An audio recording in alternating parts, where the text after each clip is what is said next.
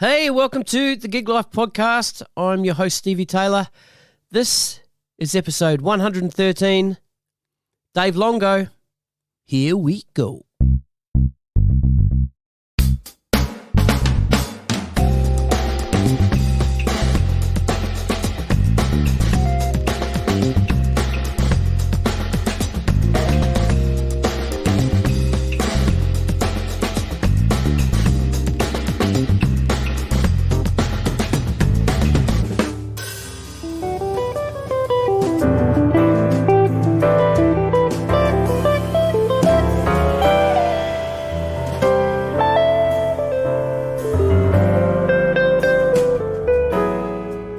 My guest today is Dave Longo.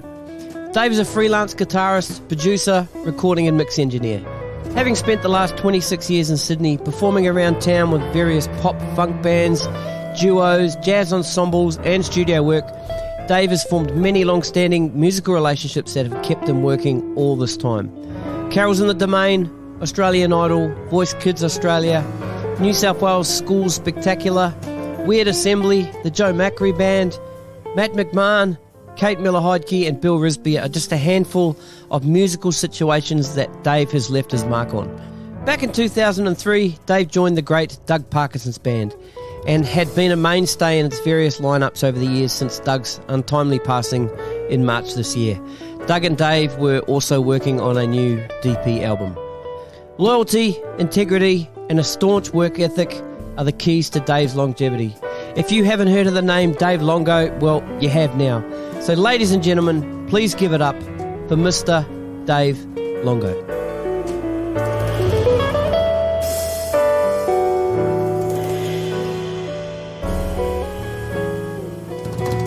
All right, I think we're rolling. Dave Longo, welcome to the Gig Life Podcast. Thank you for having me. How are you, man? I am pretty good. Good, thanks for having me in your studio here. You were just saying you have recently just moved. Yes, moved from Five Dock, which was, I really like Five Dock, but yeah, you got to move on, haven't you, sometimes? Yeah. So was the priority to get the studio set up and you guys sleep on the floor and... Yeah. Well, actually the priority is, like we were talking about, is to throw away a lot of stuff. Yeah. It's to get rid of stuff. Minimalism, that's the way to go. Yeah. Small. It's a dream. And how are you going with that? It's happening, but we'll see how long it continues for. So when you're saying you're throwing away stuff, are you throwing away like gear, like music stuff? No. That's the hard stuff. I'm a hoarder. It's the other stuff. Yeah, no, I'm just throwing away the stuff that is we have a garage and we put the stuff in there and so basically the rule is that if we haven't touched it for the 6 months, then when the cleanup comes around in 6 months, that has to go to the street. Yeah. It's a new rule. It's hard to know whether we'll enforce it or not, but it's a dream. So you haven't had that run yet? Well, we got rid of a lot of stuff at our previous place, thanks to many, many, many friends who turned up and wasted their time carrying useless crap onto the footpath. So, because I did my back end, so I had to keep calling people to come, and it was great. Yeah, that sounds awesome. It was a good time. Yeah. Yeah.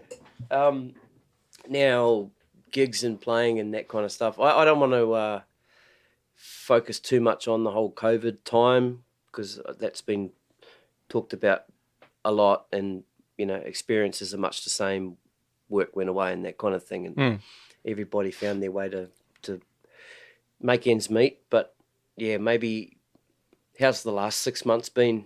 Gigs have started to come back, and did the move interrupt too much stuff? It interrupted a bit, but I have, I do gigs and then I do recordings and I do mixing and stuff. So some of that stuff I had really understanding clients, so they were cool. And so I was able to take a couple of weeks, maybe 3, when I also did my back end. So there was a lot of pain associated with that. Yeah. But, they were really great. So it's been okay. I think as I get older, I always panic about work, no matter what's going on, with kids, as I'm sure everyone does. But it's been good. It's been picking up slowly, and it's enough for us to survive on So it's all good. That is good. Yeah. Yeah. Well, let's roll back to early days now, and we'll talk a bit about your childhood and where you started first playing guitar and other instruments, and just build up and see where we go from there. So, Sure. So where are you from originally? Born in Brizzy. Yep. Moved into the country. Grew up in the country, Darling Downs. Went to school in Toowoomba. Moved to the Gold Coast. Did drafting for a year. Went to Southern Cross Uni. Studied for 3 years down there. Moved to Sydney. And here we are. Here we are. Yeah, that was quick, Thanks, wasn't Dave. it? Thanks, well, thanks for good coming. to see you. Thanks, man. So, so obviously, yeah. Any questions about that, I suppose? Yeah, let's stop off along the way there. So let's talk about your childhood and specifically music and what music was around. And, Sure. And then what got you into playing, and Okay, was cool. there a moment? Was there a, people talk about the Beatles moment on Ed Sullivan Show, and was there a moment like that? It was sort of a bunch of moments. It was sort of gradual. So I didn't come from a musical family. So my dad played drums when he was young, but it was they always loved music. Okay, they did love music, but I mean, just to give you an outline, I mean, I was listening. They would be playing Julio Iglesias, and that's okay for that. But it was painful for me to listen to him sing that all the time. Mm-hmm. So in about that time, so I was right into Hendrix. So before that, actually, I was playing organ when I was really young. Mm-hmm. Then I got into drums. I was playing drums for about 6 or 7 years, and then so basically where I was living in the country, the music that was around, I was thinking about this the other day, that it was all basically a lot of country music, especially in the 70s and 80s, right? So easily listening. I wouldn't say it was country, but it was a lot of easy listening. There's probably a lot of stuff from LA. Mm-hmm. So I grew up with that in my ear, and then I suppose some key points that hit me was when in high school, when I found Queen, and that was amazing. Mm. And actually, just before Queen, a good friend of mine played guitar, and he put me onto Hendrix, and that was a remarkable, eye-opening experience. So I had a deal with my parents. We'd listen to half a side of Julio's album, and then we'd put on Hendrix. Okay. And so that's the compromise. They were compromised, and they were cool about it. I mean, we were both in pain while we had to listen to each other's music. But in Toowoomba, you don't have to drive very far to get somewhere. So there was lots of breaks in between for everyone to chill out in between, hearing a Hendrix solo and then going to Julio. Yeah. So it was, but it was cool. I mean, they were really great with that. And then I really got into guitar, so I started playing in, I think, grade 10, and then actually something really important that happened was that I remember in grade 9 when I was playing drums, I remember a DX7 came into the school, okay, and I remember just hitting a note on the DX7 and going, wow, that's remarkable sound. So that would have been 85 or something, and I went, wow, that's the sound of production. That is amazing. Yeah. So that stayed with me forever, and so there was this interest in production, but it never came into play until maybe 20, a lot longer afterwards. Yeah. But then I was playing guitar. It was great. I found Joe Satriani. I just ripped off the whole album, and then that really helped me launch. And Hendrix, him. Surfing with the Alien. Just Flying in a Blue Dream actually was my. Was your one, yeah? Yes, okay. Flying in a Blue Dream, yes. And it was pretty bold to open an album starting on the Lydian scale. But anyway, he did, and it was beautiful, And then what happened after that? Hendrix, him, Van Halen was happening at the same time. Yeah. Loved the Halen, There was that, and a little bit of Yngwie was in there, but it was more for his posing. He's a great poser. Yeah. A great guitar player, but he does look good, especially when he's playing the drums. Yeah. So, and then what after? That was basically. I found Roy Orbison amongst that, and then I went, holy crap! So what was That's it a about? voice. So it was the I don't know. It voice. was just haunting. I heard it, and Okay. I mean, I just heard it, and I went, "Wow, that's truly incredible voice." Mm. You know, sure, it's old sounding, daggy, whatever. You know, it doesn't. For me, it never. I never. It was when he released his new album, and then the Wilburys came out, Okay. and then he died, and it was all happened within a month for me, and I went, "Wow." I found it actually quite shocking because I don't know why but that hit me. But it was just this beautiful sense of the lyric. It was when I think I first started hearing a lyric. You know, Van Halen, I never heard any of the lyrics. And I just heard that amazing rhythm guitar playing of Eddie. You know, but and then there's Queen, you know, when you listen to Queen, all you hear is amazingly written tunes where every part is just perfect. On a lot of the albums, you know, I mean, there's some... So So with Queen then, was it the whole show that caught you, or was it Brian May guitar, the sound of his guitar? well, I was a power chord fanatic back then. Right. Okay, so it was, you know, 1 and 5 are important to me. Yeah. And I was actually into the Angels quite a lot for a period of time, and they love those chords, and they sound great playing it. No, it was such a combination of things. The Kind of Magic was the album I got into. Okay, and Highlander was out. So as a visual person, I heard Brian May playing these lines and Freddie singing over it, and the whole band. They're remarkable, you know, all of them, Roger and John Deacon, you know. So yeah, it was just remarkable writing. Everything. I just think it was just a combination of everything. It just blew my mind. I'm a big band person. I love bands. Yep. Like I playing in a great band is everything for me, you know. And that's got nothing to do with a great band is just for me, you know, getting the right people together. Not the right people, sorry, a great combination of people. Gotcha. You know, where everyone sort of feels in a way, and I always love Huey Lewis's statement. And I love them as well. He said, individually, we're not really that great individually, but together as a team, we're amazing. You know, and I really love the fact that he saw that, and they were an amazing band for me anyway, in my taste. So, and so it was you know, so there's quite a mixture of things popping around there, you know, and I think in the background there's sort of, you know, that easy listening. 70s music was probably still vibing out into the 80s and stuff. But by then I was right into, by the end of school, I was still just probably transcribing a lot of shred guys. But actually my next door neighbour, Ross, who'll probably never ever hear this, but I'll say Ross Martin, because if he does, so just to thank him, he moved in next door to where we were living when we moved into Toowoomba. And into the township, and I was playing drums, and we were rehearsing in the garage, and he came over.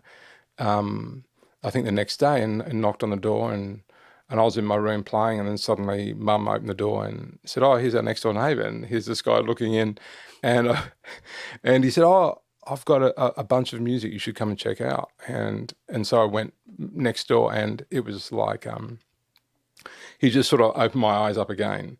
There was like this whole line of early 70s rock from Deep Purple. There was a Dixie Dregs. He gave me all these tapes. I got I don't know, it must have been 60, 70 tapes he gave me over a period of 6 years or something. It was ridiculous. And it was just this accumulation of stuff. Lots of classical music he threw my way and opened up my ears, and jazz. And then he just threw a bunch of jazz players at me, and it was all varied.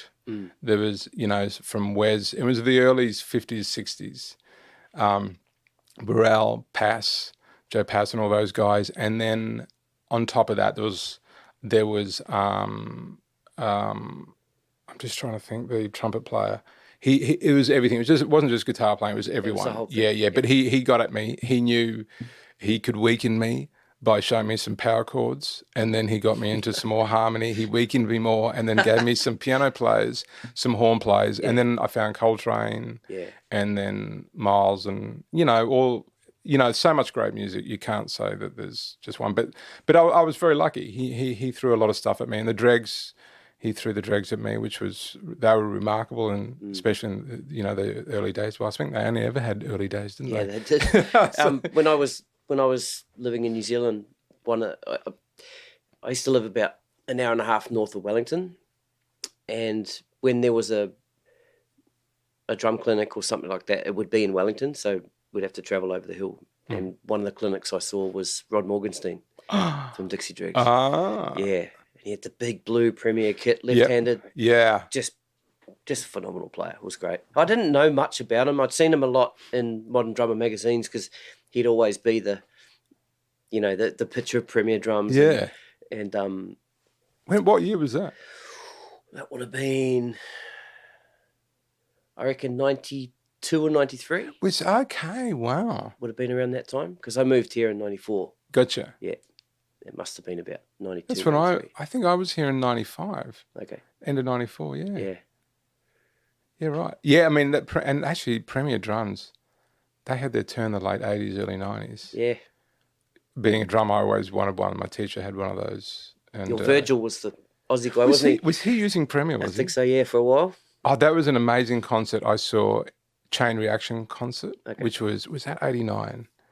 And I remember the only concerts I'd been to was Satriani Live, which was remarkable. And was it actually the only... It was a time when you went to a concert and you had to... I had my belt with... I think I was 16, and I had my belt with studs on it, and you had to actually take it in, and everyone had to give in all their belts and stuff in Brisbane. Really? So that because it was a dangerous weapon. Yeah, and but you could still drink out of a glass? Oh yeah, it was very funny. I mean, but I don't know why they did it, but it was it was actually a great experience because my mate and I went, and my mum dropped me off, and I went, holy shit, this is real life. We're doing it. This is great. Yeah. That's awesome.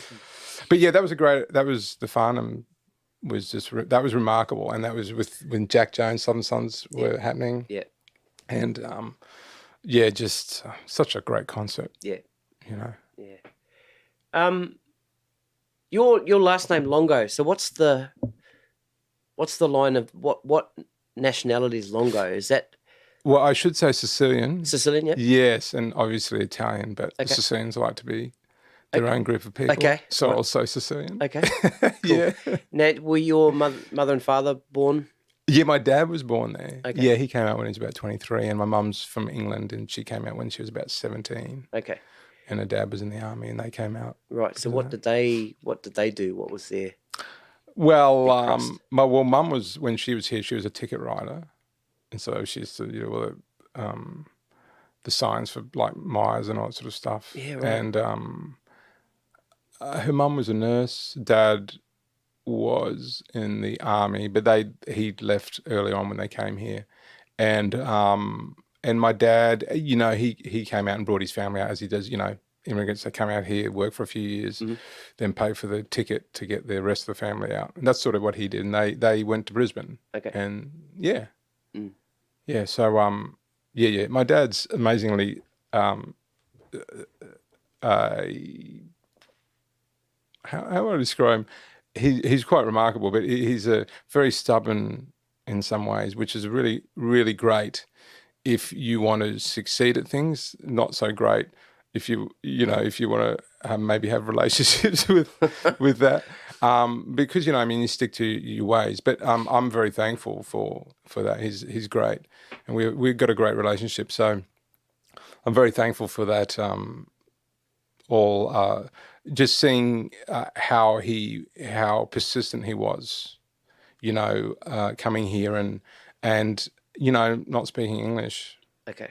Turning up here, and then as lots of them didn't, and I suppose still today, but it was a bit different then.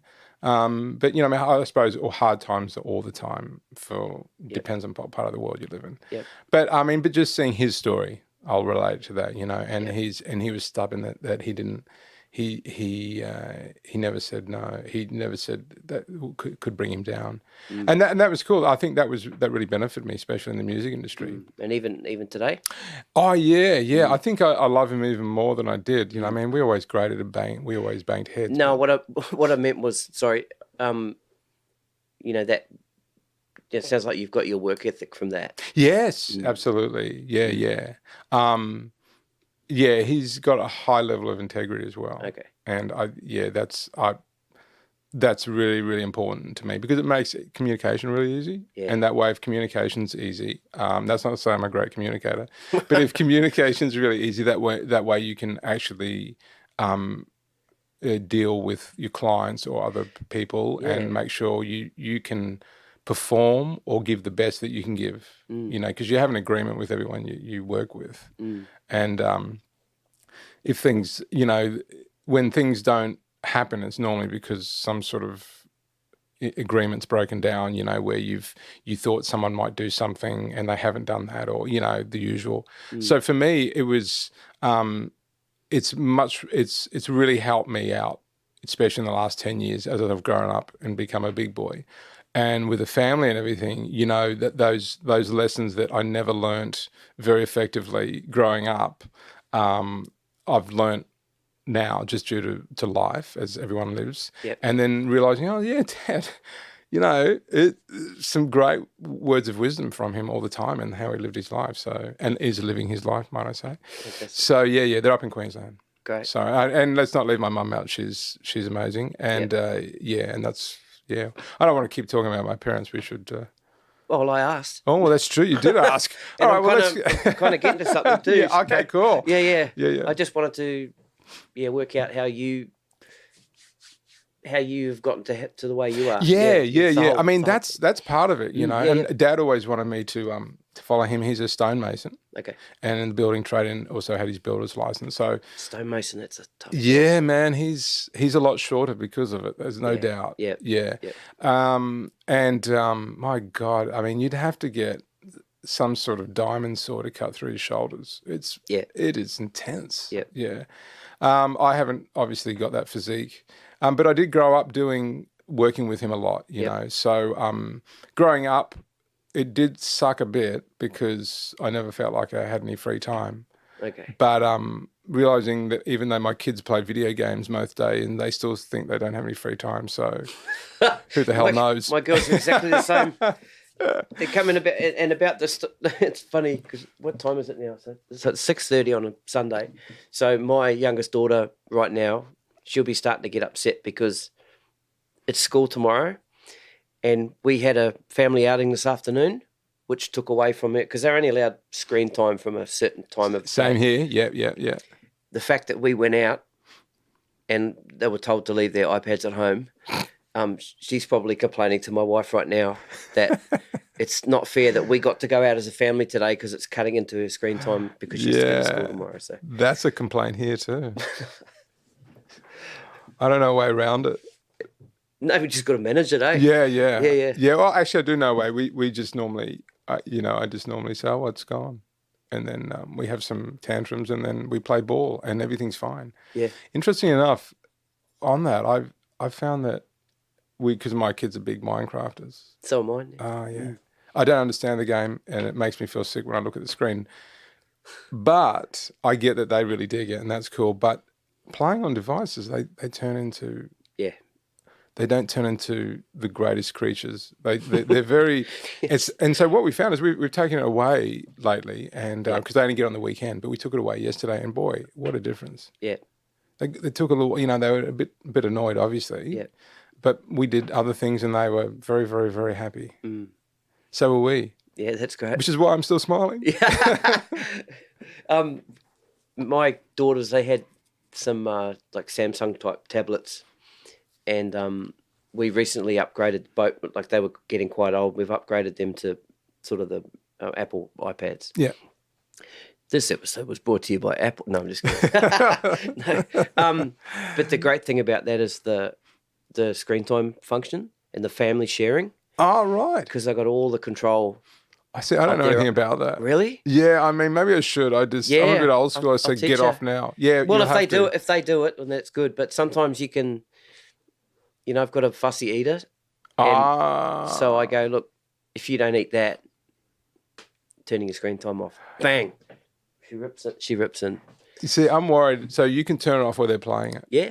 So the problem with that for me is that I'm worried my youngest son will then throw the iPad on the floor. And yeah, so okay.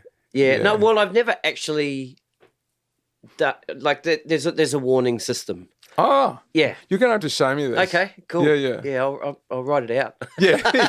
Could you? Yeah. But it works, man. It's such a powerful thing now because, and then, that is cool. Yeah.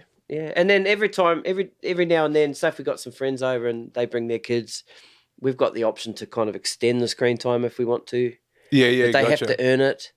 So yes. It's a reward system almost, and it works really good. What do you do for rewards? Let them have more screen time. No, I mean, sorry. What do you do? What do they have to do? So do they have to like pack the dishwasher? Do they? Yeah, just chores or just be nice. Be nice. Be nice to each other for the next hour, and don't antagonize each other. And wow, it works. It works really well. Yeah, cool. Yeah. Now your musical education. Let's roll back to like your first teachers, or did you start? Were you self-taught to start with? So I had obviously had an organ teacher, and I don't remember much about that. I remember going there. And my drum teacher, I remember my drum teacher, I can't remember his name, but I just found his book the other day, actually. Oh, great. And it was really cool. There was some early, I think the first song was A Harder Rock and Roll, actually, Huey Lewis. Second song was Choir Girl, Cold Chisel. Chisel, yep. Yeah. And, geez, that 70s stuff's amazing. And, so that was great. I used to... That was cool. I can still remember how it smelt walking into his room, as you do, when you're young, because he was an avid smoker. Yeah, he liked the cigarettes, so the whole room stunk of it. But he was cool. He was super cool. And then after that, I did a great gig when I was playing. I still can't believe my parents let me, but I think it was 12, and my parents let me go off with this guy who they'd just met, I was started hanging out with, who's a guitar player. And I played drums, and he was an older cat.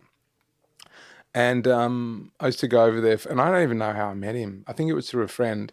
And then he said, why don't you come to a gig? And we're doing a gig, and he had a trio. And one day he just came and picked me up, and I said, sure, no worries, have him back later. I have to ask my mum how this all went down, but it seems bizarre because my parents were pretty protective, but to leave me just head off with some dude. And we went into God knows somethingville, and we ended up in the middle of a paddock somewhere, and it was the back of a truck. It was fantastic, They were playing on the back of a truck, so I think I was 12, and I got up there and played some tracks, playing drums, got my mind set on you, stuff like that, whatever was happening at the point. And that was amazing. That was really amazing time. Yeah, and that was a good moment. Yeah, so there was that. Yeah. Yeah, I had a very similar experience than that. When I first started playing drums, there was a guy in my town. I think me and my dad were in a local record shop. Remember those? Yes, record shops. I've heard of them. Yeah. And this guy came in, and Dad kind of knew him, and he'd seen me, because I used to play jam with my dad. I think we might have played like a set in like a town festival. Yeah. And I think he saw me play, and he asked my dad in the record store, hey, can your son come and, jam with us? I'll come and pick him up in my HQ Holden ute with a pile of drums on the back. And that's basically what happened. Dad went, yeah, okay, cool. Oh so he rocked up in the ute one day, and we loaded my drums in the back, and I was sitting on the back of the ute and just waved to Mum and Dad to this guy I'd only just met. And off we went. We went to the same sort of thing. We went out to a farm, though, in a barn, and practiced out there. And, yeah. It's really remarkable, isn't it? Sometimes I remember, and to oppose that, I was just moved to Sydney, and I was living in Meadowbank, and my sister came to visit, and she was probably about 28, and she's walking up the street, and a guy in a ute chases her up the street on the footpath, and she's running and drives a car right in front of her. Fuck. And stops her, and she has to jump the bonnet, right, to get by him, and he jumps out and runs after her, and I'm in my unit, and I hear these screams, and I know it was my sister, and I run out. She's up, and I'm running out, and this car speeds off. So, and the police came round, and he'd been picking up women and raping them for the last 2 weeks. Fucking hell. So, I mean, yeah. I'm holding the F's back.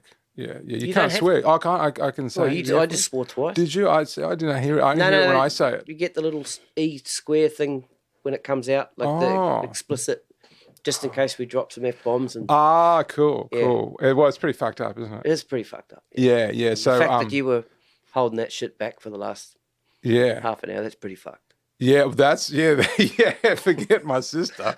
Yeah. Oh my God! Now I feel much more relaxed. Okay, cool. Yeah, no, I mean it is, isn't it? Life's an interesting journey, and I just think, man, I don't know how with my kids. How old are your kids? My kids are 9 and 12. Wow, mine's just about turned 9 and 12. Right. Okay. Yeah. It's a different. Yeah. It is a different world completely. Yes, but it is interesting that we both went out there, and I find it very, my parents were super cool with that, you know.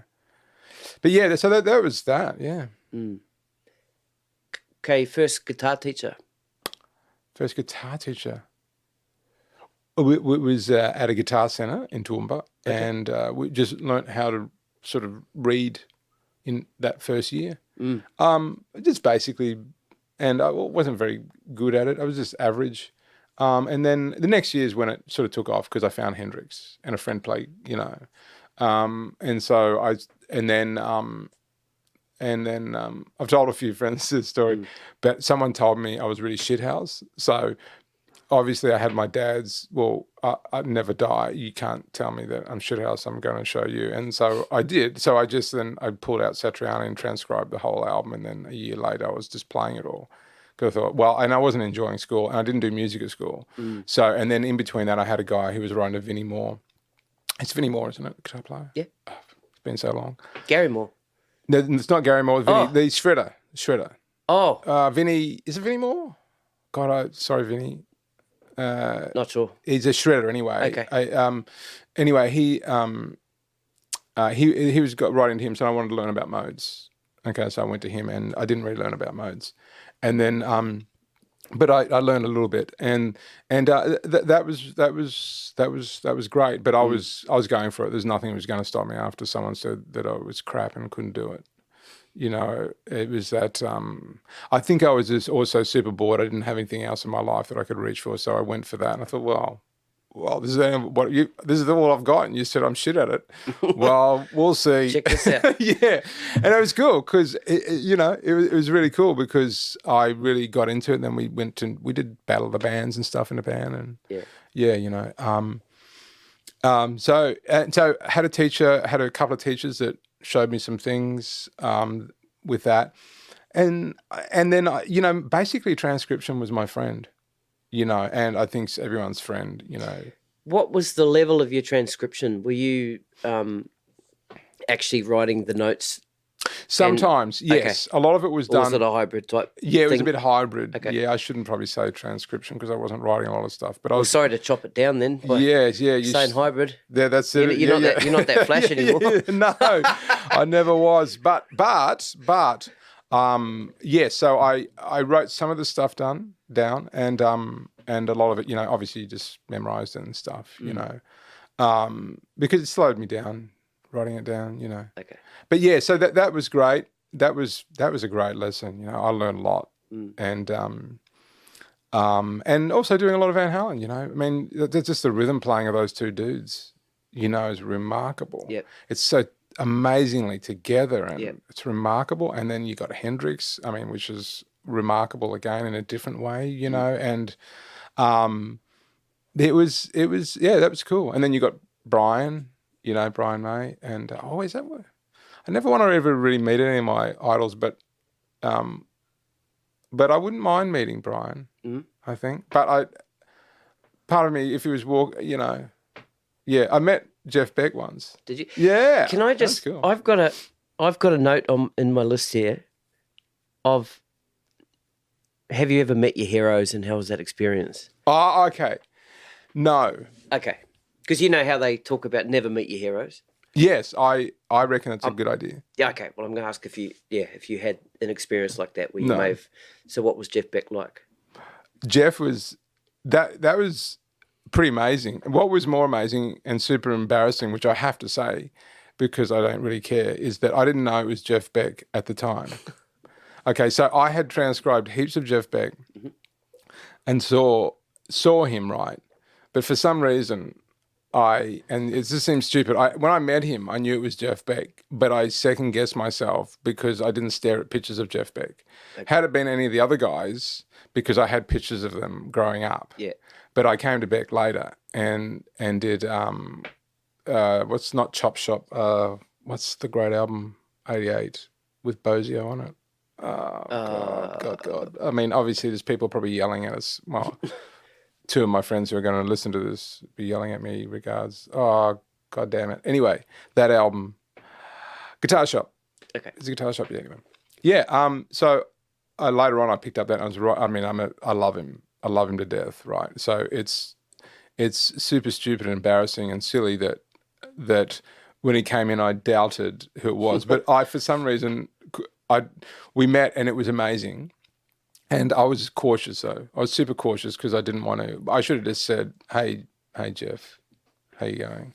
But I didn't because I was worried. I actually thought, "This is great. You ready? It's either Jeff Beck or Ronnie Wood." Yeah. Just on the haircut, totally. Haircut thing. Yep. I went, and I mean, obviously, there's going to be some head slapping to do. A couple of my friends might listen to this. They're going to slap their heads over this one. But But when I met him, it was it took me a little while to get over the fact that I didn't hang out with him more. And he was great. He came down, and he was hanging out at a gig we were doing. And as I walked out, I didn't know he was there. And it was like a jazz gig. It was a trio, and we were just playing as we were doing, having a great time. We left, and this hand came out and just pulled me in. And there was these two people sitting there, and one was the manager, and one was Jeff. And he says, "Man, you guys sounded great, fantastic. Sit down." And we chatted a little bit, and he said, "Well, and I said, "Oh, where have you been?" And he said, "Oh, the Opera House, Oh, yeah. So I don't think he talks like that, but anyway, the Opera House. And he said, "Are you guys here tomorrow at night? We want to come down." I said, "Oh, no, I want to be, And then we toddled off, But it was, oh man, I should have hammered that a bit more. But I love him. Yeah. More and more today, actually. I was checking him out last week again. Okay. I just go, you can have so many, just a couple of notes with so many textural ways and emotional ways of playing, So, but anyway, there you are. That's okay, isn't it? Yeah. Is that all right? Yeah. Man. And it's really, it's a good story with stupidity involved. Yeah. Lots of second guessing. Yeah. Everything you want, isn't it? Everything you want. It's a perfect story. Yeah. And I'll compress it, put it in a little box. Yes. And, yeah. Maybe some interlude music behind. Oh, could you? I could, but I probably won't. You probably won't. No. Yeah. So he's the other one. I met Steve Tyler once. Uh-huh. He turned up the same gig actually. Like? Man, we didn't. Larger than I didn't life? hang out with him. Man, it was beautiful. I got to say, in my mind, it was beautiful because I was into pump at school in the 80s because a mate got me in, and Janie's Got a Gun and all that sort of stuff. Yeah. I just remembered the picture from that point. You know how he had the jeans and it was all cut up and he had bobby pins on it and stuff, and he was fucking his hair. It's just and I look up and we're just playing in a trio in a place. I don't want to plug them, but it was a place underneath, and we were just playing sort of some jazz tunes and popular tunes, and suddenly he's there, like, I mean, 2 meters away, right, just sitting against the wall. I look up, and I literally, I couldn't believe it. I just could not believe what was standing there. And I thought it was a cardboard cutout. He was perfectly posed. He was remarkably looking. Everything was perfect. I mean, it was like it was amazing. Yeah, yeah. And I looked up and I went, oh my God. And then I looked over, and just beside him, suddenly 2 or 3 blonde ladies came out and started dancing. And I felt like I was on some stupid video clip. And it was, and I found out later, basically, when these cats come to town, they hire, there's a PR firm or whoever that follows them around, and they take people around and they had these girls who come around and dance, and wherever he is. No, it was bizarre. It was a bizarre situation. But it was amazing. He came over, and I was looking at him, and I was trying to get him to have us sing. Of course he's not, but look, I could not let it go by. I thought, well, let's pull out. Jane's got a gun here. But anyway, in a jazz show. But he was there, and he came over and gave us a hug and said, beautiful. And it was cool. I mean, like, that's bizarre. It was more bizarre. It was more funny and great just because it was so wrong. Yeah. It was so wrong in the situation. Yeah. You know, we were just playing, I don't know, Satin Bowl or some traditional jazz tune from the 30s, 40s, and there he is. Yeah. Was Aerosmith in town? Did you know they were here? No. Right. So did you at any stage go, is that? Nah, I can't. No, I had no idea. No, I hardly read the paper. And yeah. I had no idea. Okay. But it was beautiful just because it was so unexpected. I love that, you know. So, I mean, I always wanted to meet John Schofield, right, as a hero. And I was thinking about that for about eight years. And then I realized, no, I don't want to meet him, you know, just because why? Who gives a shit? Yeah. You know what I mean? Like, I love his playing, and I love lots of people. So that's just one example because I was into him for a long time. But, why? You know, but it doesn't matter. You know what I mean? Like, I've met Stephen. Why would I want to meet, you know? I mean, like, yeah, and, you know, but that was before I met Stephen anyway, Okay, yeah. But when I met, you know, Stephen's, he's spelt for everyone. Yeah. Yeah, it was cool. It was super cool. That is cool. All right, let's talk about your move to Sydney. Yeah. And what was the reason for that? To chase your music dream? Yeah, I was going to move to LA. Okay. Or move here. Okay. And either one was possible. It's just that obviously I think, what was I, about 22 or something?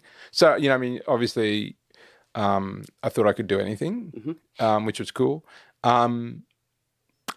But I decided to come here because I think it was cheaper. And I thought, well, it must be happening. I wanted to go to GIT. But I ended up going to Lismore and studying up there for 3 years, and that was really fantastic. And that opened my eyes up to so many different styles.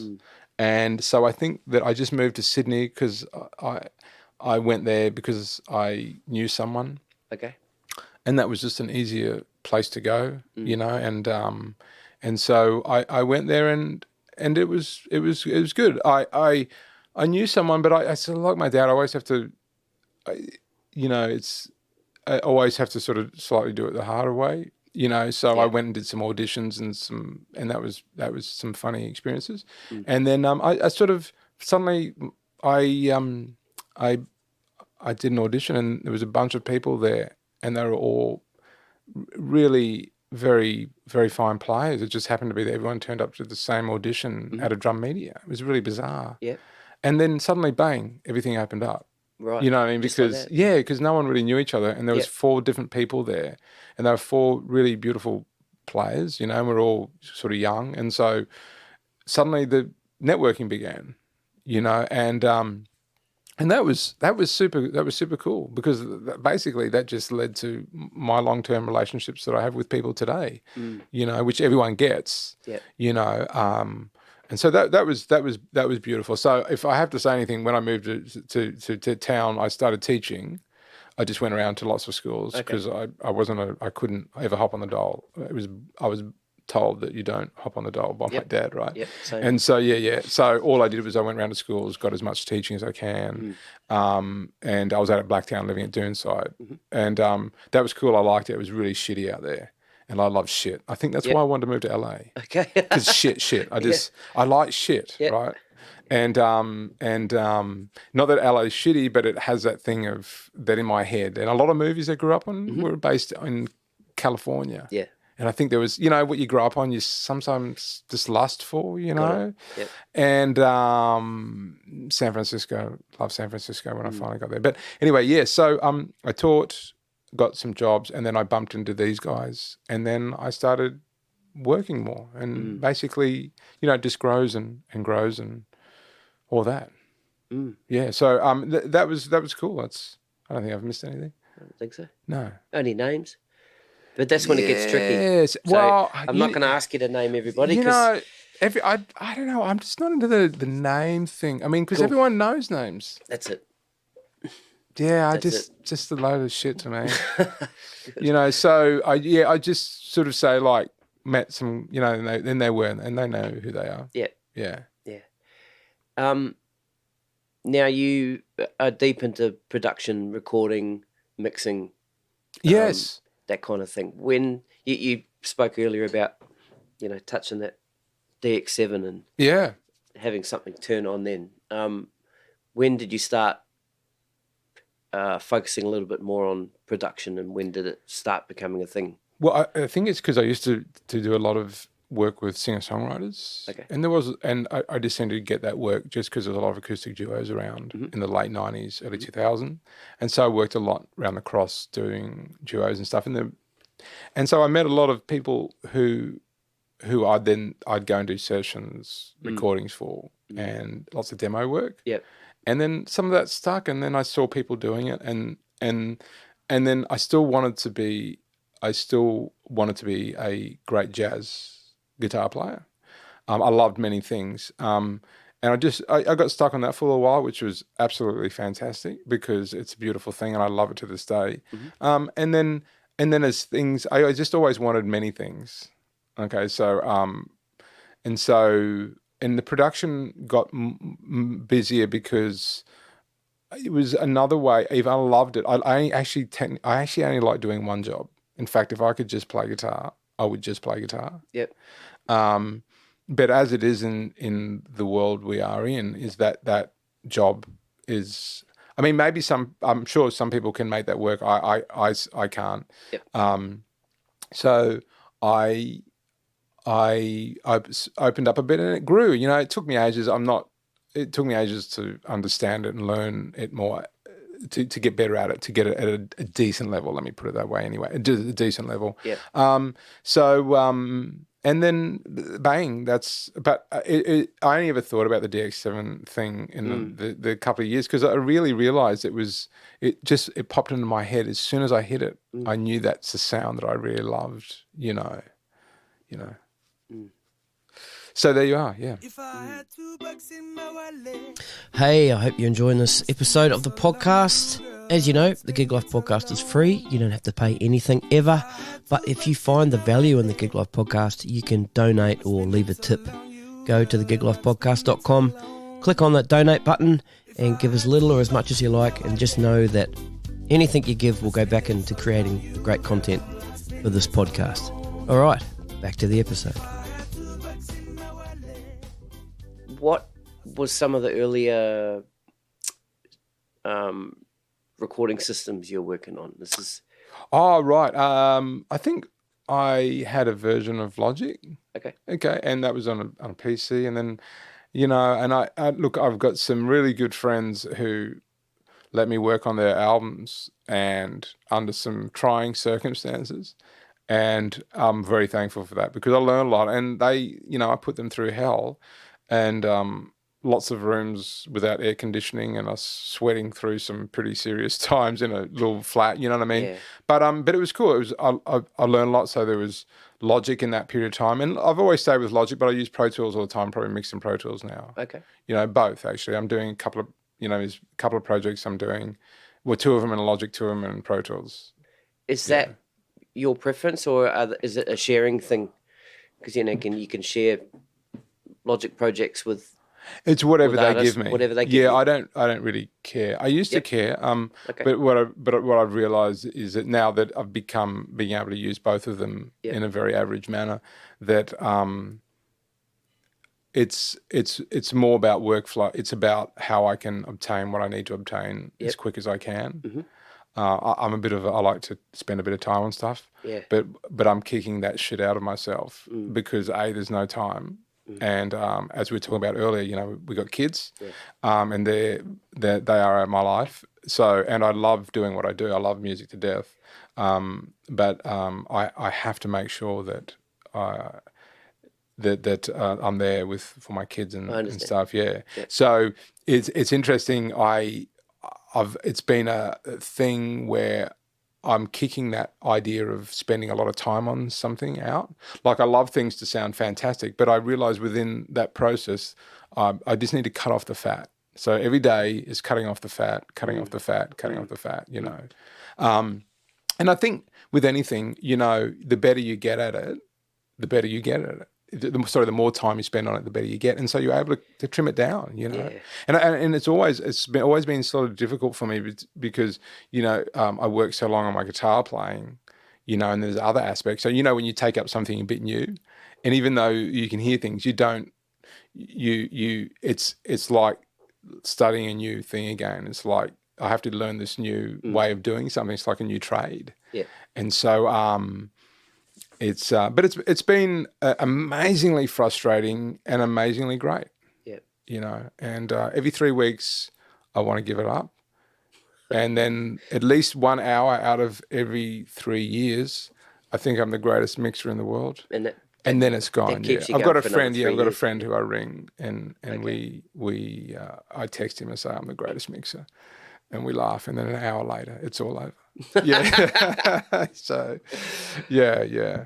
Does that system you have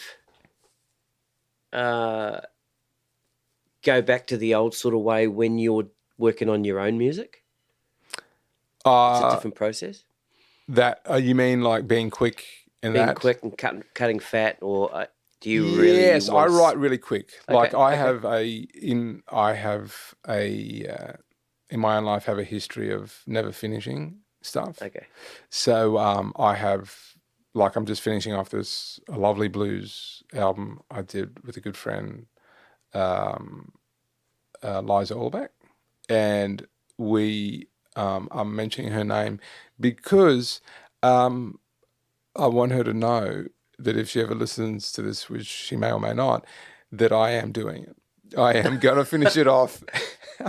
No, I'm going to get that done. You have to now because it's on record. I know I have to, but by the way, I can just ignore it. I'm never on Facebook, so I could just completely ignore it. Yeah. But yeah, I'm saying that because I need to have it done because we both did. We're very happy with what we have. Yeah. And so, and then there's lots of there's a few albums I've never released that I did. Just due to that thing of like I never felt complete with it, and I've got hard drives full of tunes that have been recorded and not done stuff. So I'm trying to work in and get that done because I keep chatting with my wife Maureen about I said, I don't want to be gasping for air and going, I didn't get that done. The things that were being expressive and creative. Yeah. Yeah. So I love working and playing with other people. I love everything I say yes to. I really enjoy. Most of it, I love an aspect of it. Right. So I don't say yes unless I want to do it on some level. And if I say yes and it doesn't turn out to be fun, then I know for next time.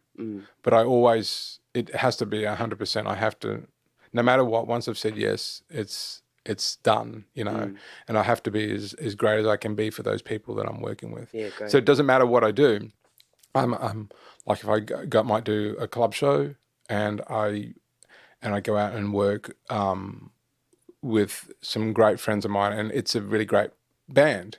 Now it's a really great band from my perspective because we can create music, and it's and I go out and I read music, just turn up and read music and back to acts and stuff.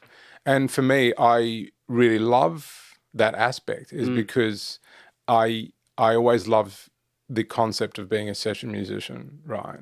And so that really allows me to exercise those chops with a bunch of people who are far better than me. Yeah. Right. And so I get to play with them. And I'm going, for me, it doesn't matter who I'm backing. It could be a bunch of kazoo players or whatever. I get to, and there's a real art in being able to do that. Yeah. And that's the only opportunity I get. So I never say no, I'm doing a school show at the moment. So I got rung up just to go and play back at a school, it's just some school kids singing, whatever. And that's cool. But it's, I love it because I go, well, I have to earn a living, sure. But at the same time, I look at, well, how I'm going in there, what is it? Okay, well, it happened to be the music of Queen. Sure, it's not going to be done necessarily how I'd envision getting it done, but it's still, I get a chance to check out Queen again and hear stuff I hadn't heard before. Yeah. Yeah, so for me, everything's like that adventure and getting new. And if I don't want to, I won't go there. Because if I know if I can't do a great job or commit to doing it, then I can't. You won't do it, yeah. I can't do it. But I really pulled away from completing my album, didn't I? I moved on from that. I didn't. No, not at all. I didn't finish. No, that's all good. I'm bringing it back anyway. Oh, yeah? Yeah. So what I was going to say was, so with your stuff that you've, I'm sure you put the time in. Yes, at I that do. point of time to record it, and it's got it on hard drives and stuff. Have you ever thought, to be able to eventually get that stuff out there to sort of push it on to somebody else to work on a little bit? That's a great, you know what? God damn it, I can't answer that because that's a really, I've got issues. And I have to leave it there. I mean, you're absolutely, yes, absolutely, yeah. I've often wanted to partner with, and I do, I've got some friends who are mix engineers, but I've often wanted to partner more. I do have issues around it. I really do, yeah. Too long for us to talk about, and I probably should pay someone for the help that I need regarding those matters.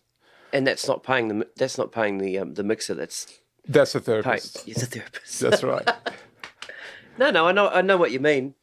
Yeah, I know. You want to own the whole thing. Yeah, look, I do want to pass it off. Yeah, I've been thinking about it for years. Okay. Yeah, I'll work on it. Yeah, I've got to work on it. Just gets it to another level. Gets it to another level. I think I love the idea of learning something new as well. Yeah, yeah. Okay, and so with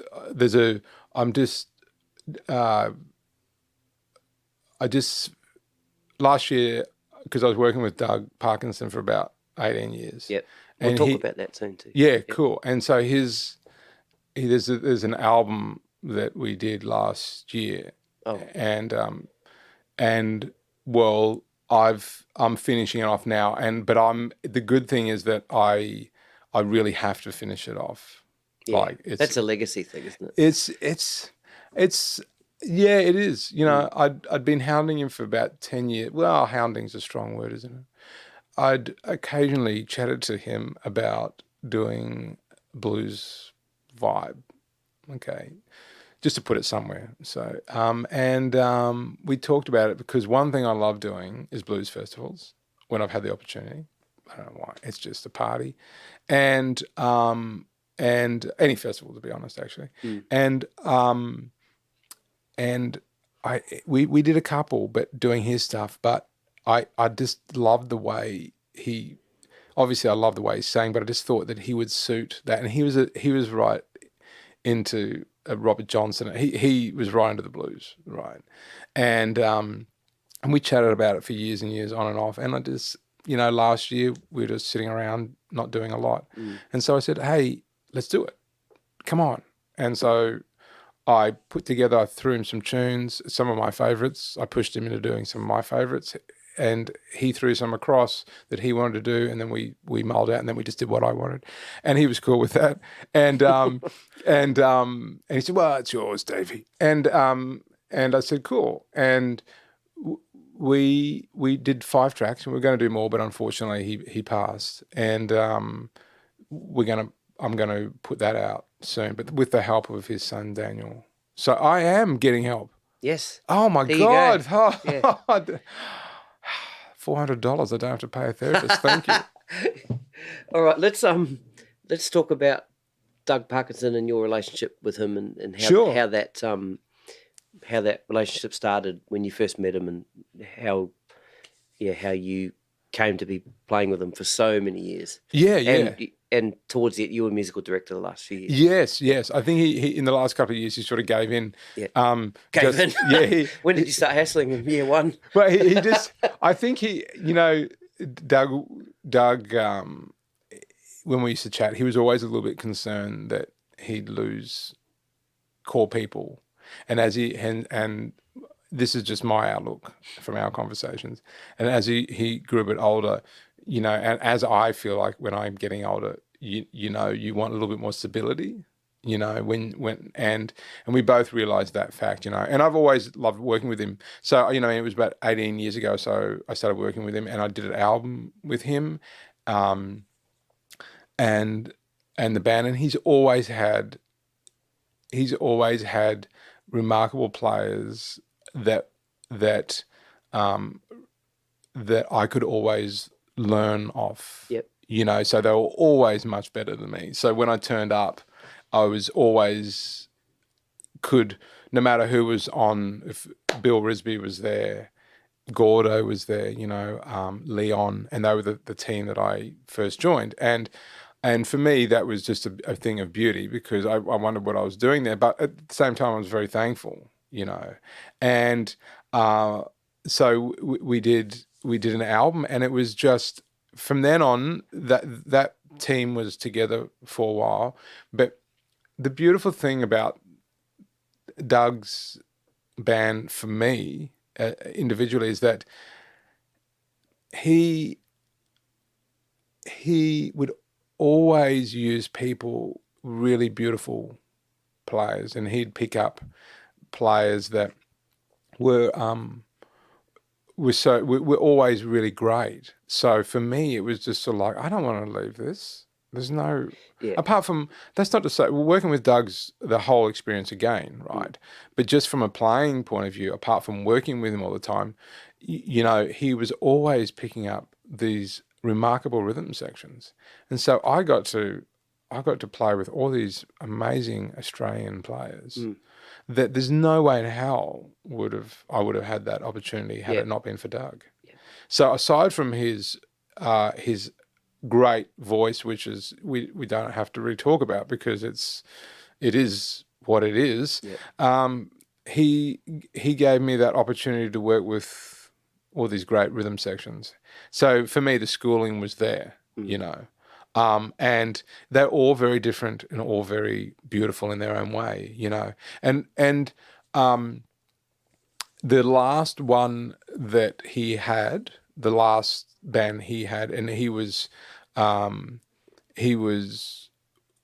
really quite an amazing band, just because I love bands. I'm into bands, right? And so I when you can play with lots of people who are very fine, but it doesn't click. And I've often been in that environment where, I'm playing with 3 people who play and I'm the oddball out, and obviously then they get someone else in because I'm not the right fit. That's what happens, and that's cool. I mean, that's why I'm called a freelance musician, is because I can get fired at any point, and I'm cool with that. And so the beautiful thing is, though, that I was lucky enough, for some reason he held around. We did get on well because I think, it wasn't all roses by any stretch, and the great thing is I try to work with people who don't think the same way as me, right? Because that way I'm challenged and I get a new perspective, and so I can grow. Yeah. It's easy to work with people who have the same viewpoint as you on anything.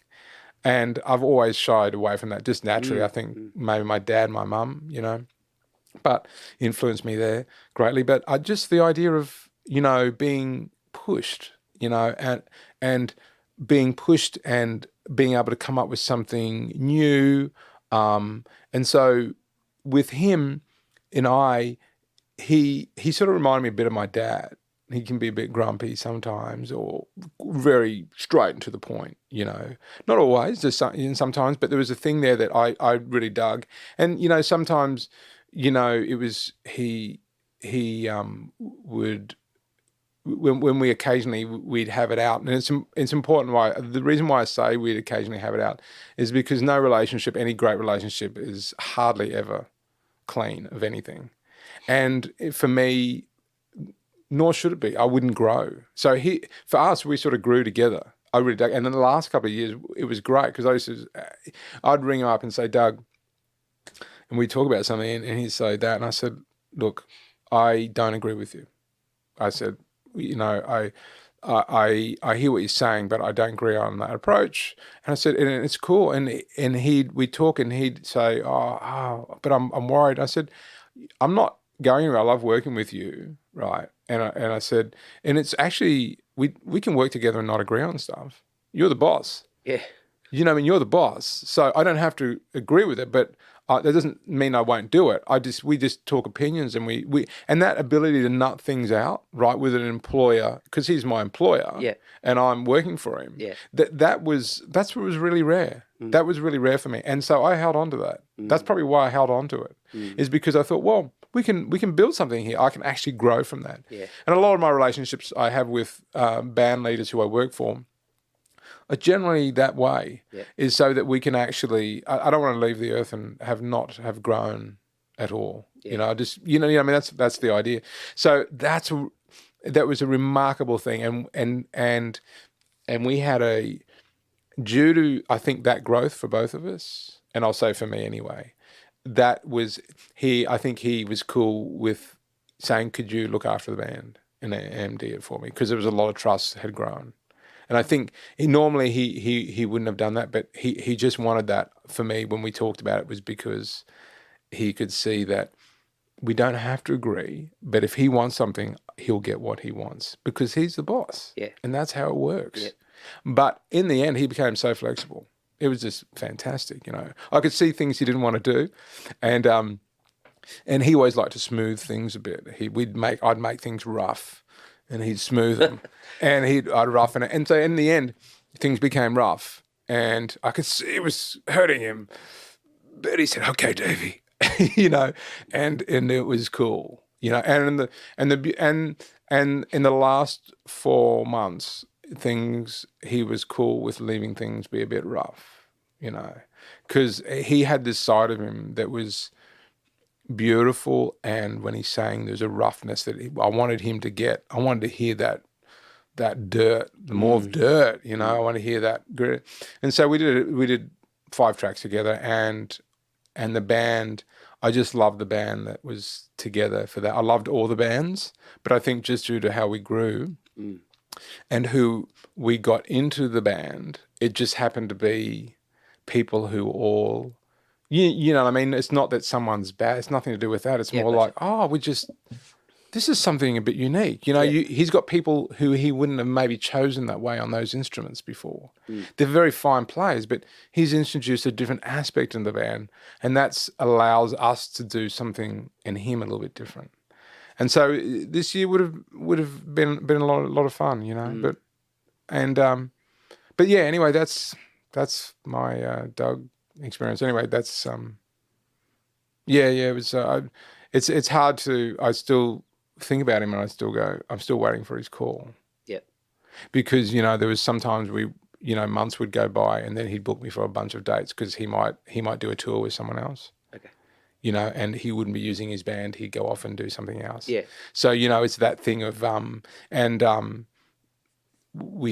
he'd ring me up. So I still have that feeling that the phone's gonna ring. Yeah. Got something coming up. But, you know, I mean, that's how it is, you know. But I chat to Daniel, his son, a lot. Yeah, well, a bit. We'll be chatting more about some things, and to Susie and stuff. So it's you know, it is what it is, you know.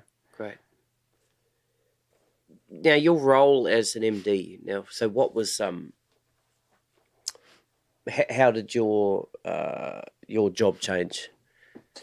So what's the role of an MD for Doug Parkinsons? It was basically, so I think the big difference was I just basically he got slightly different players in the band. It evolved a bit. And they're all beautiful players, but more like the band before it, which was a really great band, and the one with Bill and those guys. And then there was a band before that with Stefan Novak and Pete Skelton and Leon. And there was Carol Starkion and Carmel, Carmel. Yeah. And Mercedes, and it was really great, but it was more like everyone had an opinion. Okay. Right, except for so especially the rhythm section, we were all, except for Leon, but we're all oh, he's got an opinion, don't you worry. Yeah. Leon's like a mentor. Not for me, yeah, it's remarkable. But so they're all beautiful, all for me, for my taste, really beautiful players. I just, and so they brought a lot, but we're all opinionated, and we all had push and pull and stuff like that, and it was sort of exciting to play with. And I think just as it got on, that those bands can be harder to keep together because everyone's always, and so he just changed. Somehow it just happened where it just changed, and the people that came into play were absolutely beautiful, but players, but they were in a way that we could have one vision and see that vision through. I understand. Is that, yeah? I understand. I'm sorry if it's drawn on a bit longer. No, not at all. So, and that was cool. I mean, and it wasn't mine, but you know what? Everyone still had a say. Everyone was still talking. Yeah. We'd say it was Nick Cecile was on drums. And then there's Joe Macri was on keys, and then the girls again. And Leon was probably Leon and I were the most consistent in the band, yeah. Yep. And so it was super cool because we were all a little bit different players, even though we'd all played together a lot in different places. I think just the fact that it was a little bit different, and those guys were a little bit more, oh, well, no, whatever you want. But do you want to do that? No, whatever you want type vibe. Okay. And so that created a different dynamic. It just created a different dynamic. But and as it moved on, Doug saw that, and as it moved on, they started inputting him in because we're always asking for input. And so it became more of a band rather than a pickup band. I understand. Yeah. And so that was the beauty of it. I love both scenarios, but the idea of having that, and that's why it was pretty upsetting when he passed, and we'd been rehearsing that day, and and it was bizarre, Hey Doug, I see you later. See you, Davey. Calls me. 2 hours later, he's dead.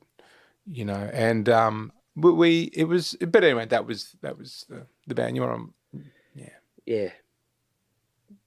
But it was cool. It would have been nice to see where that went, And the sad thing is when someone passes is that apart from their loss, there's a loss of a whole unit that only came together for that. Yeah. Right. And I think that's why, people, there's so much, what's the word? You lose a lot more than just that person. Yeah. But that's how it rolls, isn't it? Yeah, it is. We're all going to lose something one day. Yeah, that's right. Yeah. These last few days, I've been listening to Bill Risby's Baseless. Oh, yes. Oh, yes. And, oh, man, So it's just the trio. It's yourself, Bill Risby, and Hamish Stewart on drums. Yeah. And it's killer, man. Oh, and cool. I was listening to it in the car on the way here too. Bill's right up on that on his Bandcamp as, you know, the challenge was to do this album without the bass guitar. Yeah. So I really started listening. I mean, because obviously you can get the low end out of a piano, and that, of course. Yeah. Was there discussions about the way you would play or a particular tone that Bill wanted to get the bit of bottom end? Yes. Oh, nothing. Okay. There was nothing. Yep. In fact, there was a beautiful experience which I'm eternally thankful for Bill for. Thank you, Bill. Thank you, Hamish. And thank you, Stefan, who gave up his time and he mixed it, did a great job. His and studio, recorded his piano, his studio, too, everything, Yep. Good on you, Steph. It was a team. It was a team. And there was nothing. In fact, they're all first, second takes from memory. Wow. And we hadn't played the tunes at all. It was just like, it was, I don't know why I wasn't super stressed about it, but I don't know, I wasn't, just, I suppose because we got history, I know Bill for a while, but you know what I mean, like, well, you know, so, and it was a bit, look, we talked more than we played.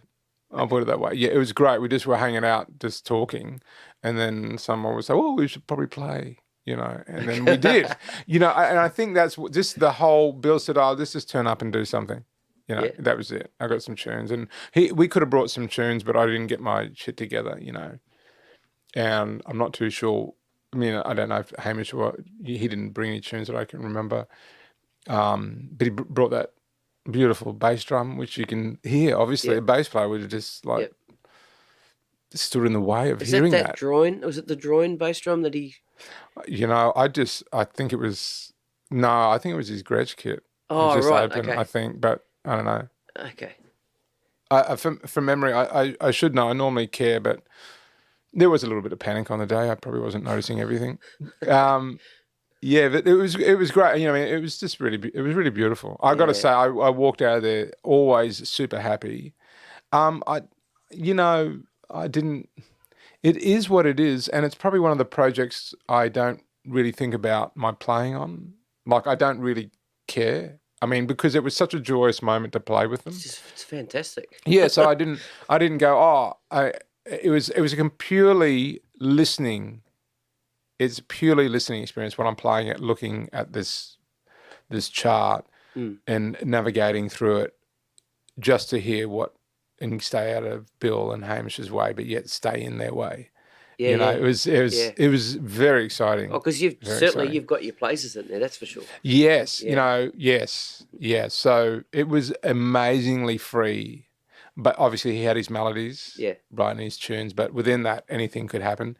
There was one or two tunes we did try a different way. I don't know if they made it on there, but most of the stuff, everything, I think, all of them from memory is like first or second. We might have done a third, but we always went back to the first or something, just because it just felt better. It just felt good, you know. That was a beautiful experience. Beautiful. Thank you, Bill. Yeah, awesome.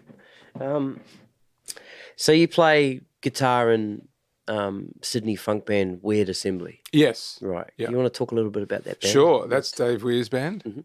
Mm-hmm. Well, Dave and I have known each other for God knows how long. You know what I mean? We're like brothers who disagree all the time, and it's a beautiful thing. We agree on some things and disagree on a lot of things, which is great. And so I think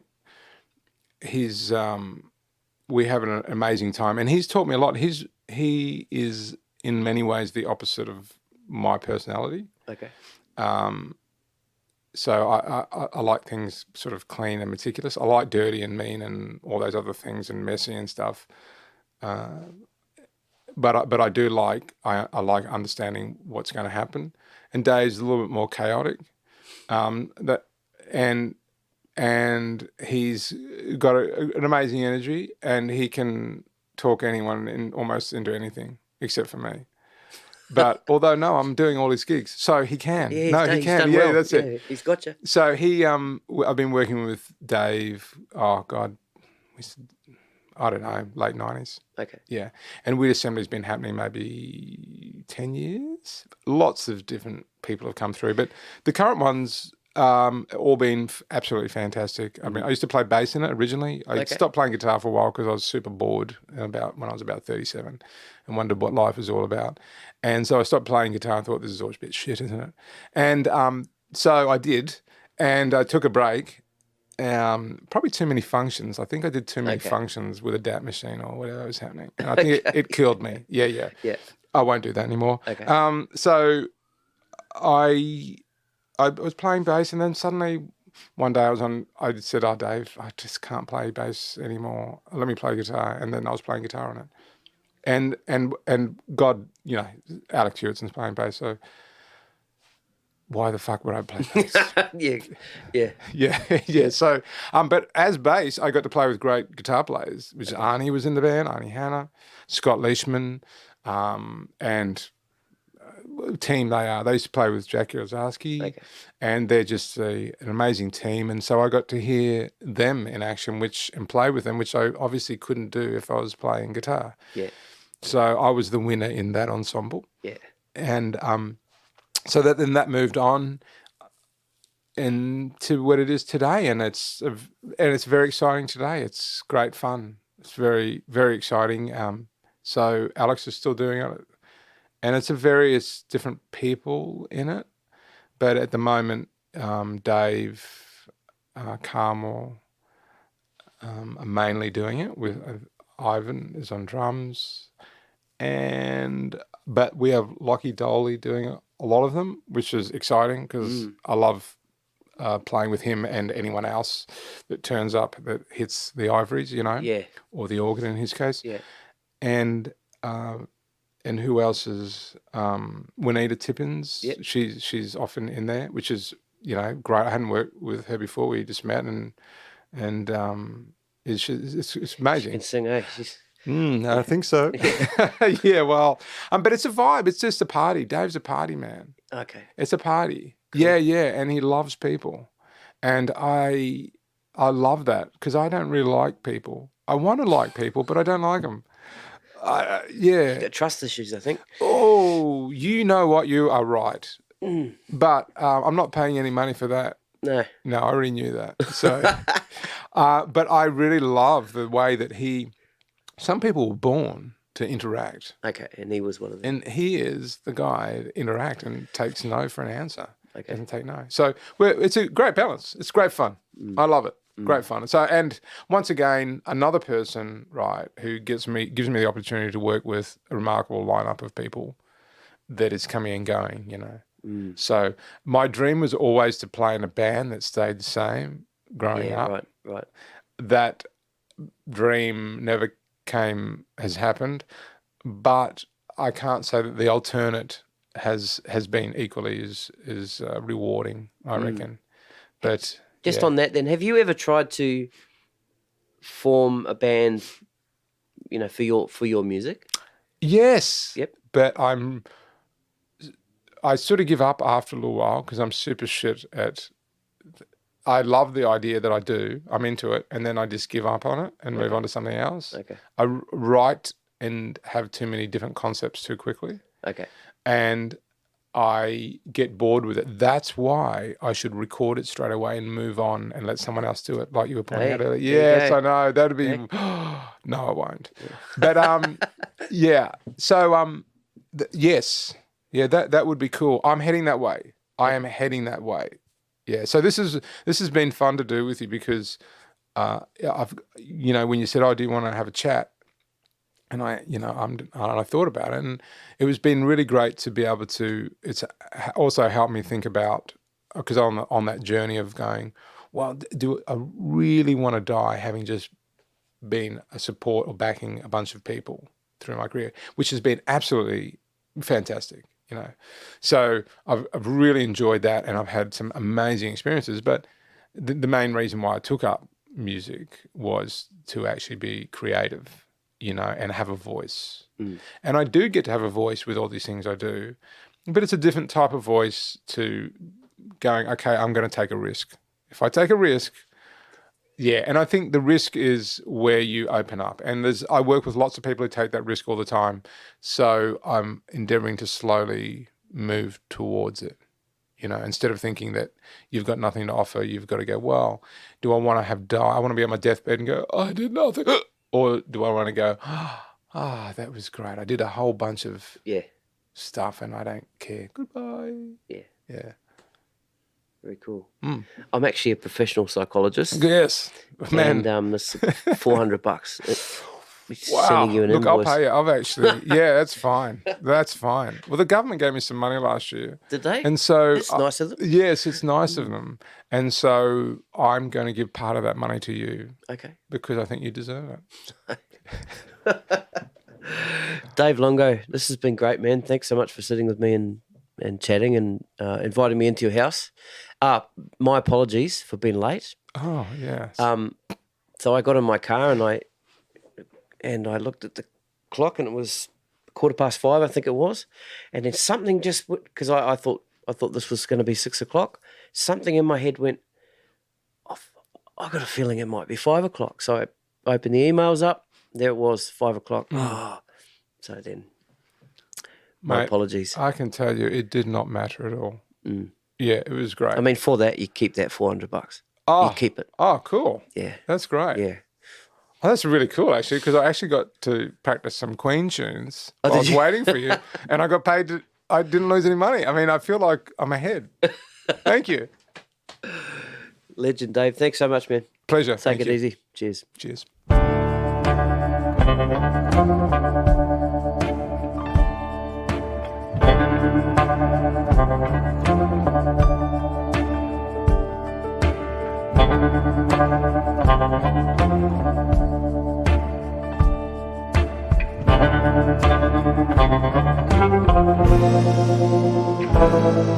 Oh, sometimes I get impatient, but she cools me without words, and she comes so sweet and softly, my hummingbird.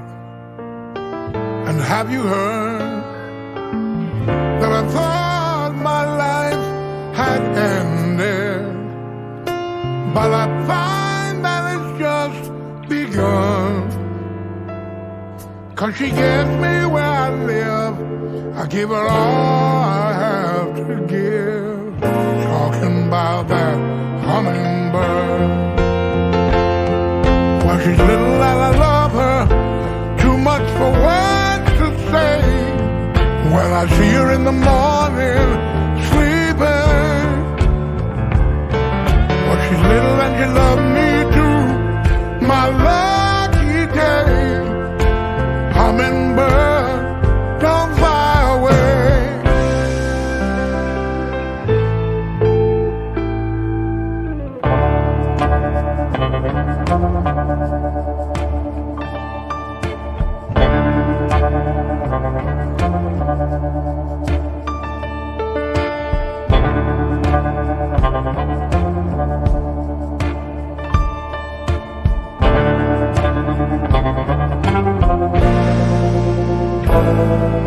And when I'm feeling wild and lonesome, she knows the words to say, and she gives me understanding in her special way. And I have to say, in my life I love no other. She's more than I deserve, and she gets me where I live. I'll give her all I have to give. Talking about that hummingbird. But she's little and I love her too much for words to say. When I see her in the morning,